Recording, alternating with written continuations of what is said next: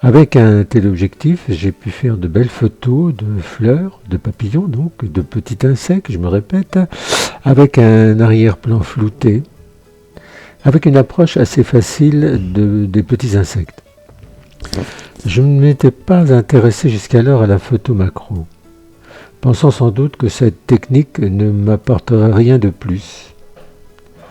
En creusant la question, non seulement je me suis rendu compte que la photo macro offrait des possibilités complémentaires à ce que je faisais avec mon téléobjectif, que c'était un moyen de photographier autre chose, comme des petites fourmis et autres insectes plus difficilement accessibles, comme le détail du cœur de fleurs, de découvrir des aspects microscopiques de la nature qu'un objectif classique ne peut pas afficher. Découvrir une beauté que l'on ne peut pas voir et concevoir à l'œil nu. L'approche est différente puisqu'il s'agit de se rapprocher au plus près du sujet physiquement et d'utiliser un objectif spécifique généralement ou souvent sans autofocus. Celui-ci est encore plus difficile à maîtriser qu'avec un téléobjectif. De nombreuses personnes conseillent de désactiver l'autofocus en raison de la faible profondeur de champ occasionnée par la faible distance entre l'objectif et l'objet photographié, ce qui ne laisserait que quelques millimètres d'ajustement, trop juste pour que l'autofocus fonctionne correctement. Donc je m'étais intéressé à 2-3 objectifs spécifiques. Comme j'ai un Canon, donc je m'étais intéressé aux 100 mm f2.8 parce que ils sont beaucoup f2.8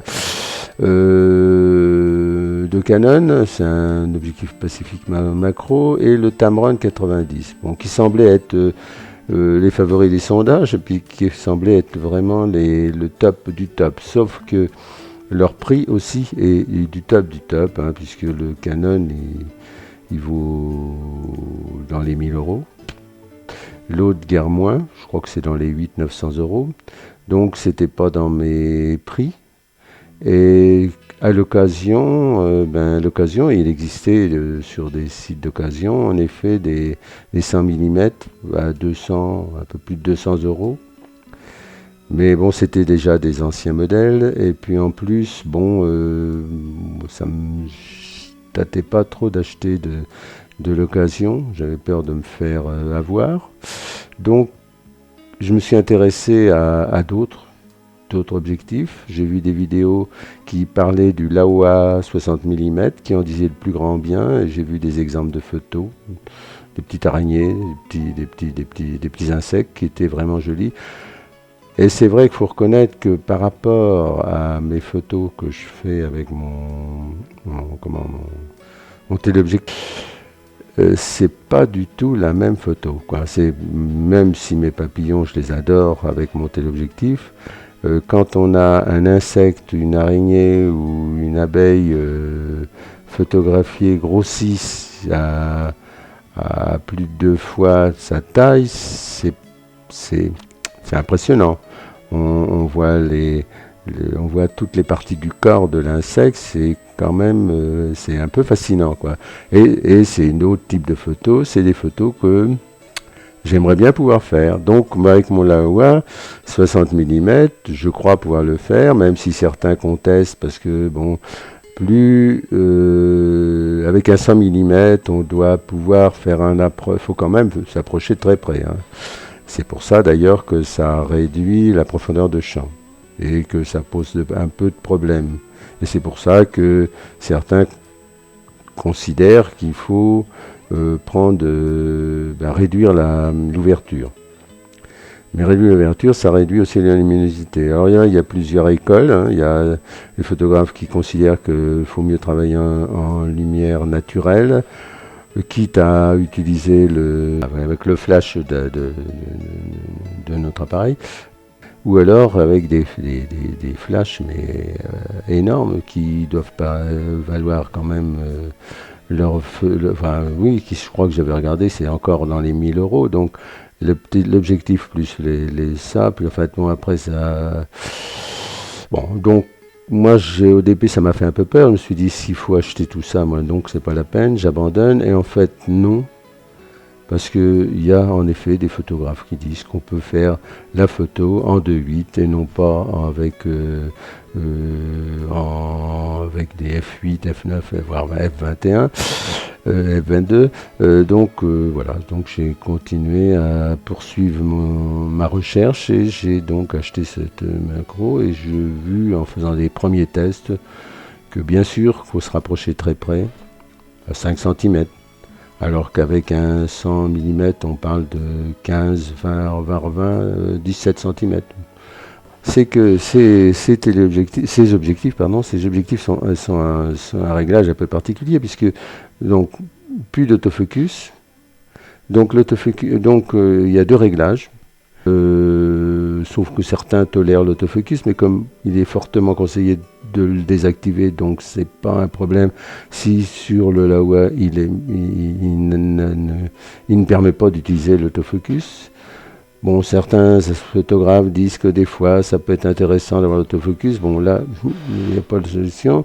La solution, elle est claire. J'ai pas accès à l'autofocus. Donc, le réglage, il se fait. Donc l'ouverture se fait directement sur l'objectif.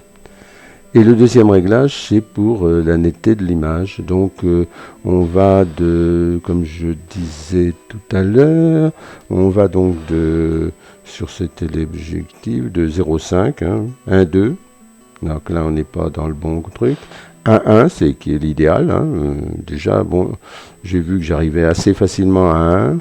J'ai réussi à aller à 1,5 et il va jusqu'à 2,1. Bon, là, j'ai pas encore trop essayé.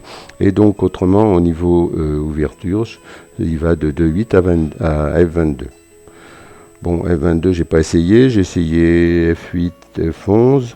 Bon, F8, F11, si la luminosité est pas très bonne, elles sont quand même difficilement récupérables et elles sont assez sombres quand même. Donc récupérables bien sûr, mais enfin bon, c'est pour ça que moi je suivis les conseils de certains photographes, qui ne sont pas la majorité, c'est de travailler en 2.8, en f2.8.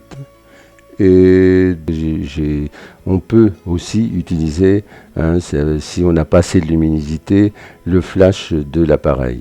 Et beaucoup de photographes, qui veulent travailler en lumière naturelle, je pense qu'ils ont raison, et surtout que là dans mon cas, c'est sûrement ce que je ferai. Alors surtout que ces flashs sont quand même, c'est plus puissant. Certains considèrent que ça fait une lumière pas très naturelle, que c'est pas très heureux. C'est pour ça qu'ils préfèrent travailler sans flash. Dans mes essais avec le mode manuel, c'est que le mode manuel, s'il n'y a pas assez de lumière, il va augmenter le temps de pause. Et donc, étant donné que j'avais pas pensé à changer mon mode d'ISO, donc j'avais laissé les ISO à 100, la photo était ratée, c'est clair. Toujours, avec l'appareil photo, du moins, on maîtrise toujours le niveau des ISO et le temps de pause. Donc ça étant dit, j'ai donc commencé à faire mes petites expériences et je me suis rendu compte que c'était pas d'une simplicité puisqu'il faut s'approcher de très près. Je me suis rendu compte qu'avec ma nouvelle acquisition, par exemple, j'ai fait l'expérience sur une tête d'épingle toute petite, donc j'ai arrivé à l'augmenter d'une manière considérable, mais en m'approchant de 4 à avoir 5 cm. Donc sur des objectifs plus importants, puisque je crois que on a à peu près une distance de 10 à 15 cm.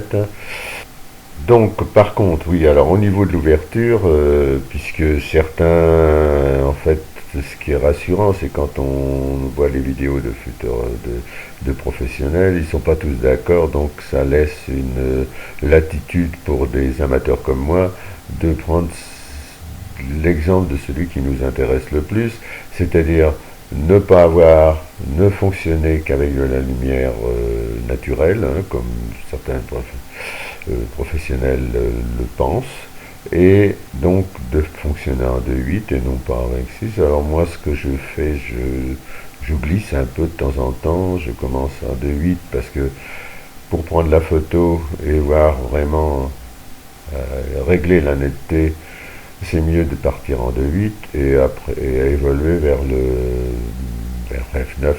Bon, suivant la luminosité naturelle du ciel, de ce que surtout dans une période automnale, c'est pas toujours évident. Les photos que l'on peut faire en F9 par exemple, F8, enfin F11, sont des fois assez noires. Alors pour terminer mon tour d'horizon sur mon expérience avec mon appareil, mon nouvel objectif macro photographie, j'ai eu l'occasion de voir sur une place, il faisait encore un peu de soleil ce jour-là, depuis il est parti, c'est des bourdons qui s'attaquaient à plusieurs bacs à fleurs, et donc ils étaient bien une dizaine en fait. Donc c'était l'occasion rêvée de tester, de faire mon expérience. Donc en braquant mon appareil comme j'avais vu le faire par un professionnel, donc en braquant sur mes fleurs donc j'ai tenté de faire aussi bien que lui. Bon, c'était pas tout à fait la même chose, parce que en fait, les photographes, et lui peut-être, j'avais pas vu le résultat, avaient arrivé à avoir les yeux des abeilles, des bourdons, des petits animaux. Moi, étant donné que souvent ils me tournaient le dos, j'ai rarement eu la chance d'avoir les yeux. Mais enfin, j'ai quand même réussi. Pas tout, j'ai eu beaucoup d'échecs, mais j'ai réussi à avoir quelques bourdons qui sont pas allés non plus.